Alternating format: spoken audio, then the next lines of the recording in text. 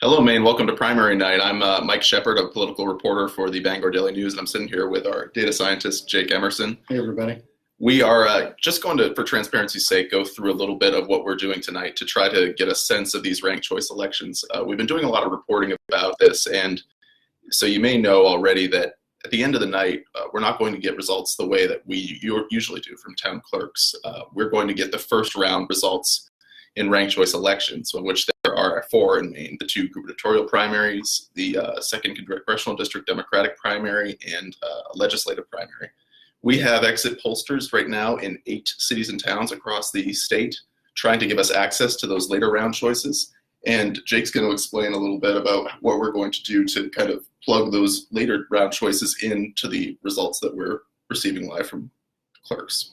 Yeah, so basically what we want to do is make an educated guess about who the most likely winners are before we actually get the results back from the Secretary of State's office, because that could take a couple of days, right? It's going to be the next week before we have unofficial results from the state. So that's the idea behind this. Is we want to tell everybody this is what we did to come up with this, our guess, our estimate.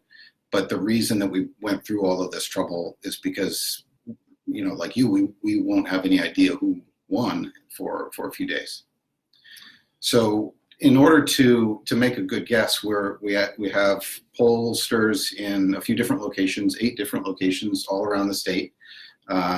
We tried to treat this like a randomized controlled study, so that we had a truly random selection of towns that would give us a representative look at what taking the state's temperature, if you will.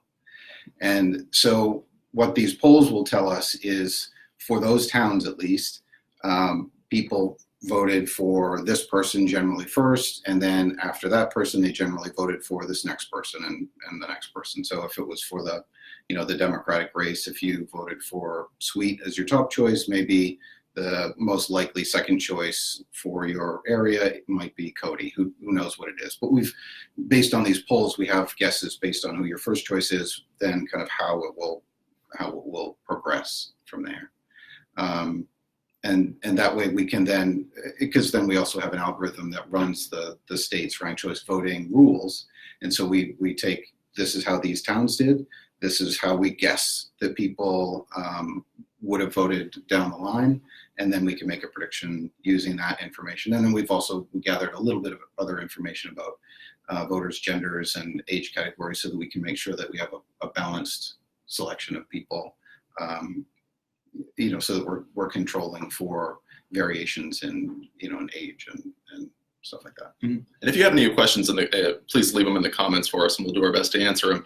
We also will have, to compare our exit polls, which we're kind of flying blind on. We don't know exactly what to compare that to.